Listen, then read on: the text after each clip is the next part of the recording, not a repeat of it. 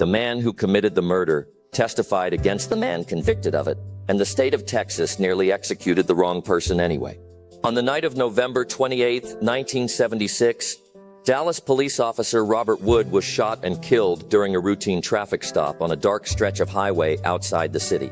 A car approached, an officer stepped forward, shots were fired through the window, and the vehicle drove away. A 27-year-old hitchhiker passing through Texas was arrested, tried, and convicted for that killing. He was sentenced to death. His execution was forestalled only because the Supreme Court issued a ruling in an unrelated case that commuted his sentence to life. For 3 years, he lived under the constant, organized possibility of death. For 12 years, he lived behind bars. No internal mechanism of the criminal justice system placed the case under sustained, independent doubt. What eventually did was a filmmaker, Errol Morris, arrived in Texas under the pretense of researching a documentary about a forensic psychiatrist who influenced juries across the state. Morris sought to understand how expert testimony could assert a defendant's incurability and future dangerousness with apparent scientific authority. As part of that inquiry, Morris met the man convicted for Officer Wood's murder and recorded an interview. What the man described of that night did not align with the official record. Morris's curiosity became investigation. He found witnesses whose courtroom testimony had placed the hitchhiker at the scene, 3 people whose recollections formed the core of the prosecution's case, and he scrutinized their plain statements. One recanted. Another had an undisclosed deal with the prosecution at the time of trial. A third had testified in ways that contradicted her original police interviews in details that the defense had never been allowed to see.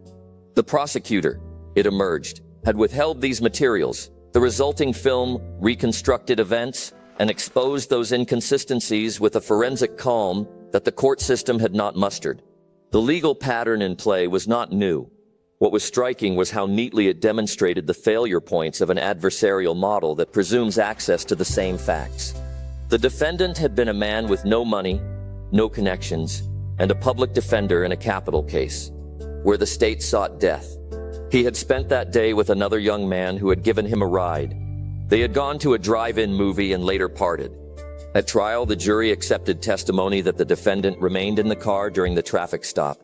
The prosecution relied heavily on eyewitness accounts and did not disclose its alternative information. When Morris located the other young man, now convicted and incarcerated for a different murder, he filmed an interview that changed the material facts. The young man's demeanor was composed, his answers evasive, but his implications were clear.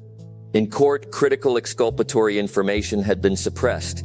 The prosecutor, despite clear reasons to question the reliability of his witnesses, never faced discipline and continued a successful career in law. The documentary's method of reconstruction and persistent questioning of official narratives compelled authorities to act where their own systems had not.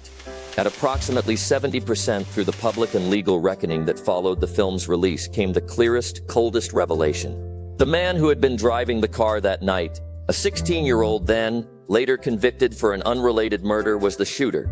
David Ray Harris, who had picked up the hitchhiker and whose statements to police conflicted repeatedly, had told acquaintances in his hometown that he had killed a police officer. He never mounted a full formal confession to the Wood killing in court. But in the filmed interview Morris obtained, he offered a quiet admission when asked whether the convicted man was innocent. "I'm sure he is." The Texas Court of Criminal Appeals did not declare the convicted man innocent.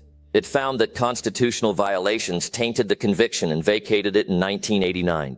The difference between an explicit declaration of innocence and a procedural reversal mattered to the state. It mattered most in dollars and in institutional accountability.